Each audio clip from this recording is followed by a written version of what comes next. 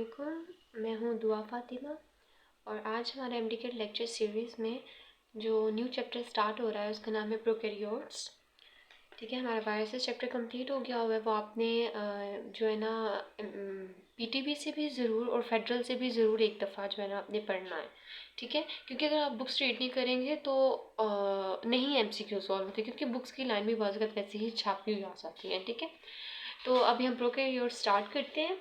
इसमें हमारे पास cell envelope है। इसके 3 मेन पार्ट्स हैं, capsule, slime and cell wall. ठीक है, सबसे पहले अब हम ये डिटेल में पढ़ेंगे। तो हमारे पास सबसे पहले हम पढ़ेंगे कैप्सूल।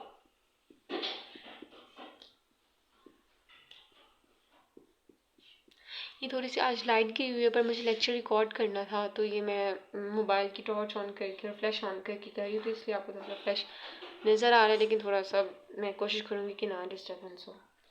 ठीक है, ये कैप्सूल है हमारे पास, ये बैक्टीरियल मेम्ब्रेन, ये कैप्सूल हमारे पास होता है। इसमें ये स्पेस फिल्ड होती है। जो कैप्सूल की ये जो लेयर होती है, ये कैप्सूल जो है ये हियालुरोनिक एसिड नेचर का होता है। हियालुरोनिक एसिड, सियालिक एसिड, और इसमें हमारे पास पाया जाता है ग्लूटामिक एसिड।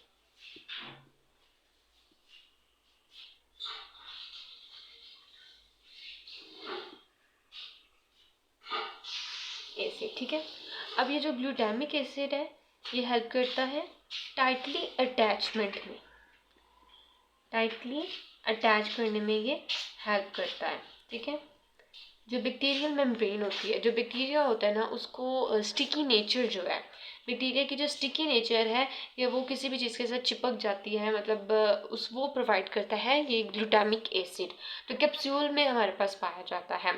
ठीक है, और जो कैप्सूल की अगर अब हम देखें तो ये एक जिलेटिनस लेयर होती है। कैप्सूल एक जिलेटिनस लेयर है। ठीक है, ये जेली टाइप है और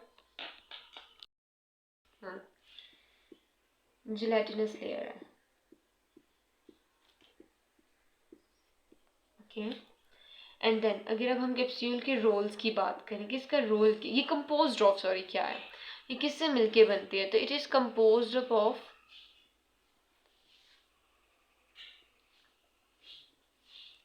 पॉलीसेकेराइड्स। जो पॉलीसेकेराइड्स होते हैं उनसे मिलके बनती है ये। ठीक है, लेकिन अब यहाँ पे एक एक्सेप्शन है, और ये याद रखिएगा कि जो एक्सेप्शंस होती हैं वो हमेशा एमसीक्यू बनते हैं।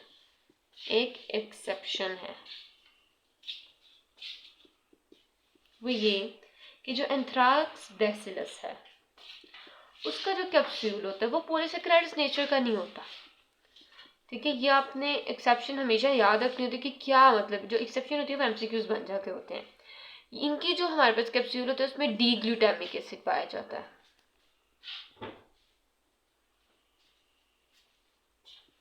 एसिड होता है। ठीक है, इसमें हमारे पास पॉलीसेकेराइड्स नहीं होते।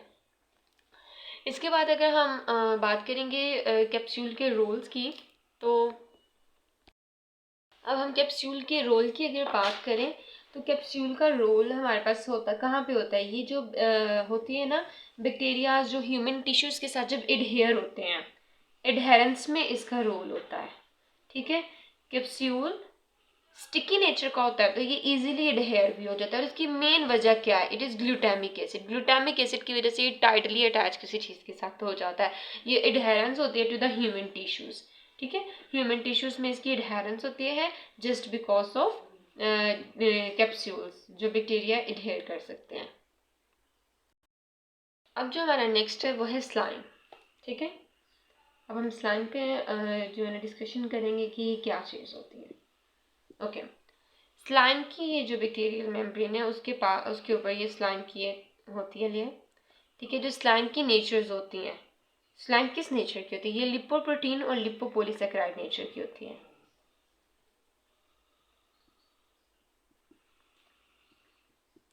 लिपोपोलीसेकेराइड्स की नेचर की होती है। जैसे हमारे पास कैप्सूल हमने पढ़ा है कि हियालुरोनिक एसिड, सैलिक एसिड और ग्लूटामिक एसिड का होता है, इसी तरह से जो ये है स्लाइम जो है इसमें ये डिफरेंस है कि ये लिपोप्रोटीन और लिपोपोलीसेक्राइड्स नेचर की होती हैं, ठीक है।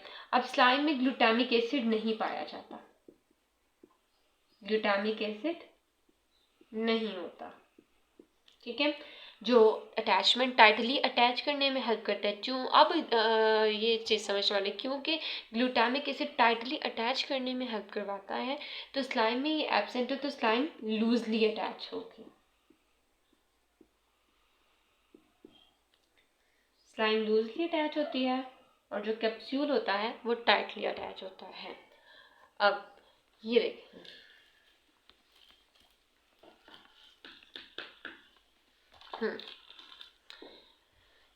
अब ये देखें, अब हमने पहले फंक्शंस पढ़ने उससे पहले नई चीज़ समझना है। ये बैक्टीरियल मेम्ब्रेन है ना, तो उसके ऊपर ये रिसेप्टर्स लगे हुए हैं। जो रिसेप्टर्स की नेचर होती है ये होते हैं जो है ना ग्लाइकोप्रोटीन नेचर के,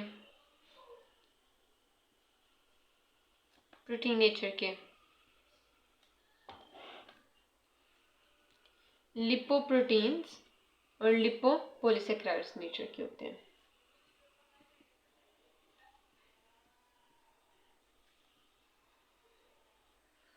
ठीक है। लिपोप्रोटीन और लिपोपोलीसेक्राइड्स नेचर की होती है ये रिसेप्टर्स। अब जो वाइट ब्लड सेल्स आते हैं वो इन रिसेप्टर्स को रिकग्नाइज करते हैं और जो है ना टी लिम्फोसाइट्स के ज़रिए ऑर्डर करते हैं कि एंटीबॉडीज़ प्रोड्यूस की जाए। एंटीबॉडीज़ होती हैं तो वो बैक्टीरिया को ख़त्म कर देती हैं, ओके। लेकिन जो बैक्टीरियाज होते हैं उनके ऊपर रिसेप्टर से ऊपर एक लेयर होती है, इस लेयर को कहते हैं ये स्लाइम है, ठीक है। अब स्लाइम में से भी हम पढ़ चुके हैं कि स्लाइम भी लिपोप्रोटीन और लिपोपोलीसेक्राइड नेचर की होती है, वही नेचर रिसेप्टर्स की है।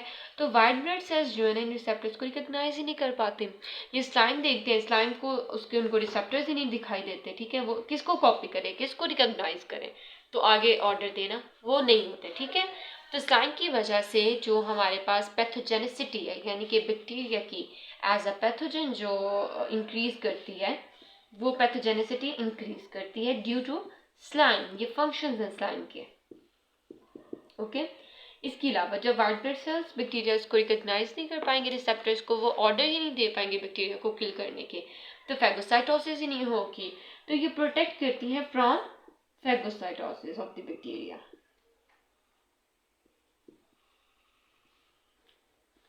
Phagocytosis, okay.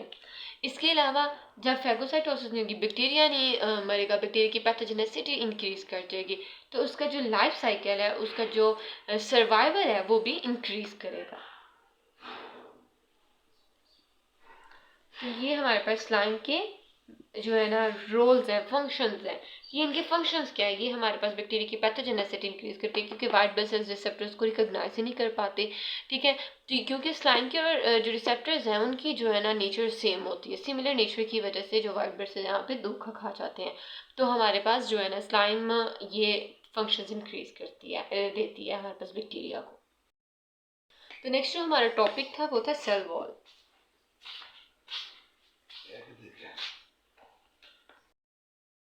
तो ये हमारे पास जो नेक्स्ट टॉपिक था वो था सेल वॉल। ये आपने बहुत ही ध्यान से समझना, ठीक है। सेल वॉल क्या है? It is an outer most layer जो हम बैक्टीरिया की बॉडी में पाई जाती है, वो है outer most layer cell wall है। ये ऑस्मोटिक लाइसिस से बैक्टीरिया की प्रोडक्शन जो है ना प्रोटेक्शन करवाती है, जैसे अब लाइसिस से प्रोटेक्ट करती है बैक्टीरियाज को, सेल वॉल की वजह से उनकी प्रोटेक्शन होती है, ठीक है। इसके अलावा जो माइकोप्लाज्मास होते हैं उनमें ये स्मॉलेस्ट बैक्टीरियाज हैं। Mycoplasma it is the smallest bacteria और 200 से 250 नैनोमीटर्स का साइज होता है, नैनोमीटर्स का साइज होता है। इनमें सेल वॉल नहीं पाई जाती, माइकोप्लाज्मास में सेल वॉल एब्सेंट होती है। अब जैसे ज़रूरी नहीं कि हर बैक्टीरिया मतलब सिर्फ माइकोप्लाज्मास में एब्सेंट होती है, हमारे बॉडी में होम्योस्टैटिक इन्वायरमेंट होता है, ठीक है। तो बैक्टीरियाज जो है ना होम्योस्टैटिक इन्वायरमेंट में जो है ना रहते हैं, ठीक है। तो इन बैक्टीरियाज को जो हमारी बॉडी में रहते हैं उन्हें कहते हैं फास्टिडियस बैक्टीरिया।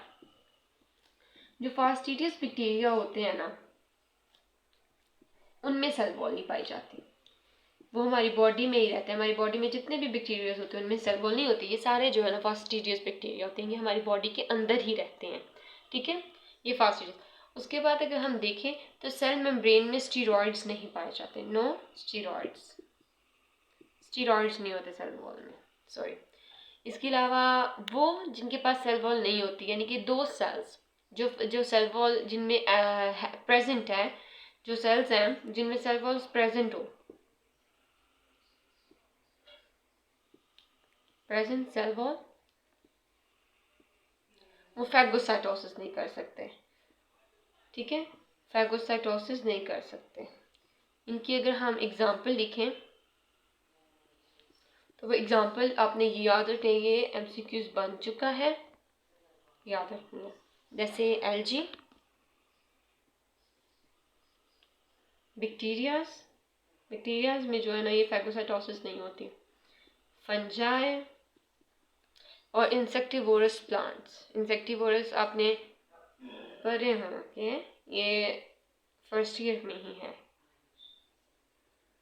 टीवोरस जो प्लांट्स हैं उनमें जिनमें सेल वॉल प्रेजेंट होती है, तो इसलिए वो फैगोसाइटोसिस नहीं कर सकते। ओके, अब हम ग्राम स्टेनिंग टेक्निक की बात करेंगे।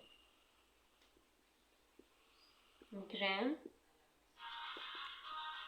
स्टेनिंग टेक्निक,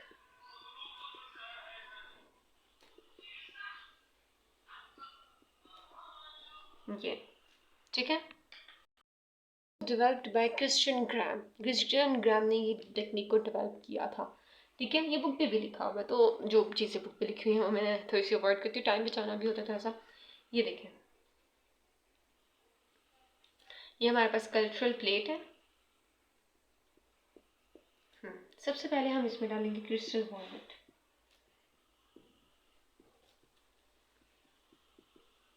ये क्या है? It is a primary dye, primary dye है। ये पर्पल कलर की होती है। जो बायो है इसके लिए फेडरल को ज़रूर जो है ना क्या करें, सबसे पहले हमने इसमें प्राइमरी डाई डाला, इसके बाद हम इसमें डालेंगे आयोडीन। आयोडीन एक मोर्डेंट होता है।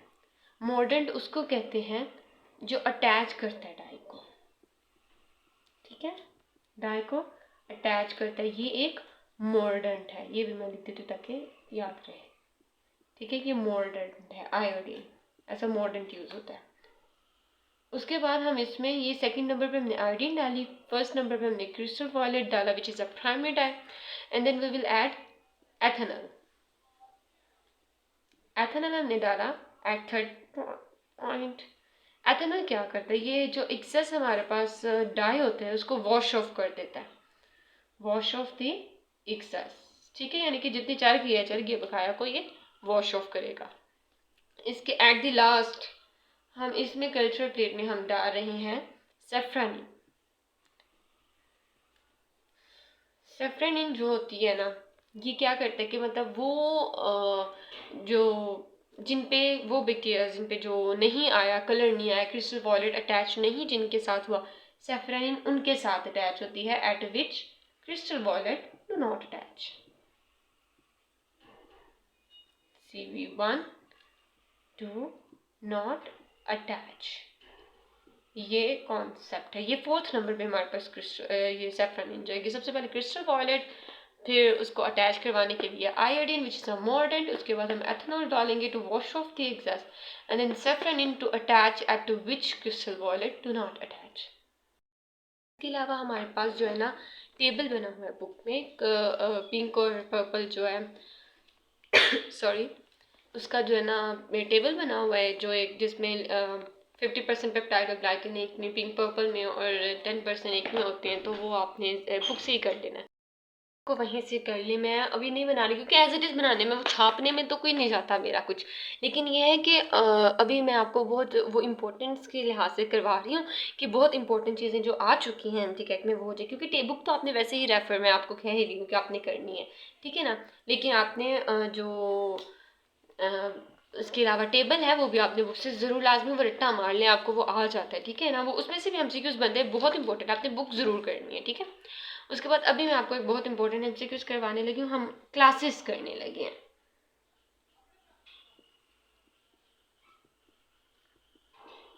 क्लासेस, ठीक है। अब मैं एक आपको फॉर्मूला लिखवा रही हूँ। क्लास में बैक,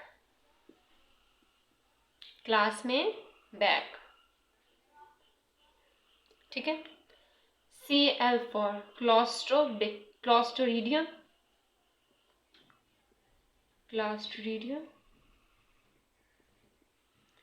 और L for lactobacillus,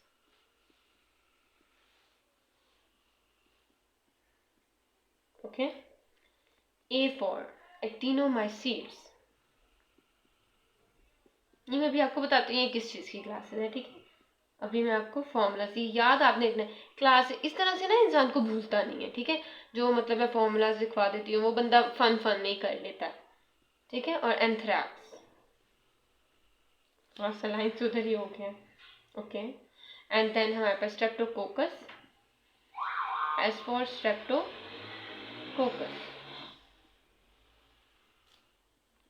second S for staphylococcus,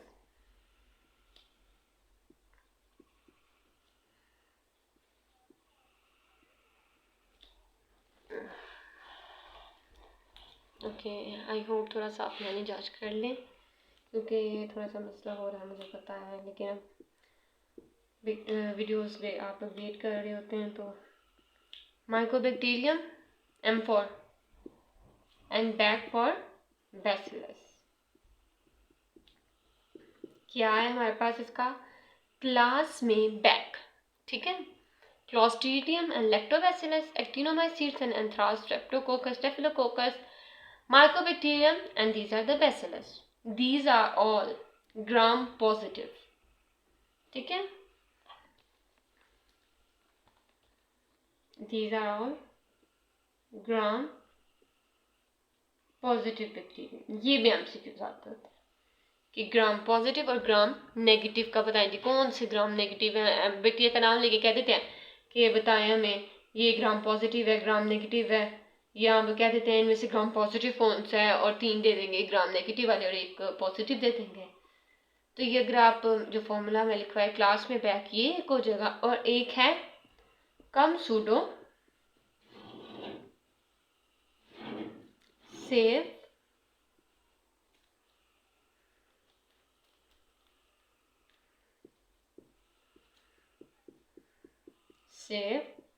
नेसी या नसरीन कर लें आप, ठीक है ना, ताकि आपको याद रहे। कम pseudo save Nesi, come for कंपाइलोबैक्टर, ये बहुत ही आपके लिए आसान हो जाएंगे, ठीक है। Campylobacter, pseudo for pseudomonas, Pseudomonas,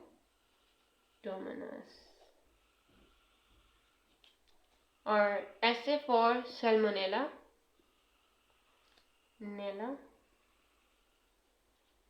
and spirochete. SA for ये आपने याद रखना है कि दोनों है, ठीक है, spirochete and salmonella. VE for V cholerae, and नेसी फॉर निजीरिया, ओके। जो ग्राम नेगेटिव बैक्टीरिया होते हैं ये हाईली डेंजरस होते हैं, ये बहुत डेंजरस होते हैं, ये डिजीज बहुत जल्दी करते हैं as compare to gram negative bacteria, ठीक है। अब यहाँ पे एक मिस हो गया था, like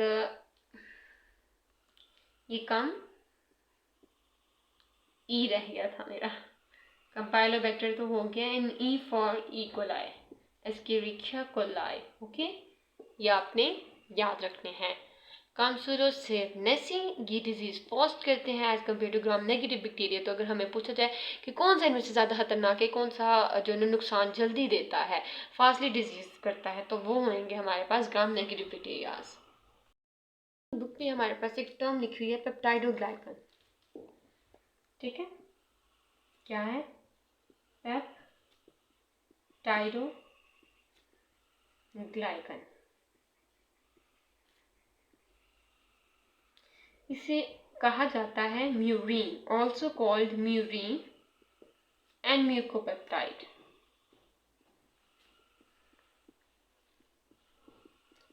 It is a complex interwoven network.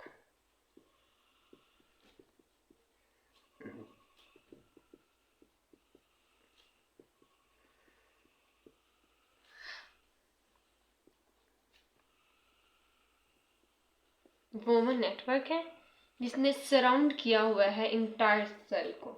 ये सारी लाइंस जो है ना एमसीक्यूज हैं, कीप इन माइंड। ठीक है, ये पेप्टाइडोग्लाइकन को म्यूरीन और म्यूकोपेप्टाइड कहा जाता है। इसके अलावा ये माइकोप्लाज्मास में जो है ना एब्सेंट होता है।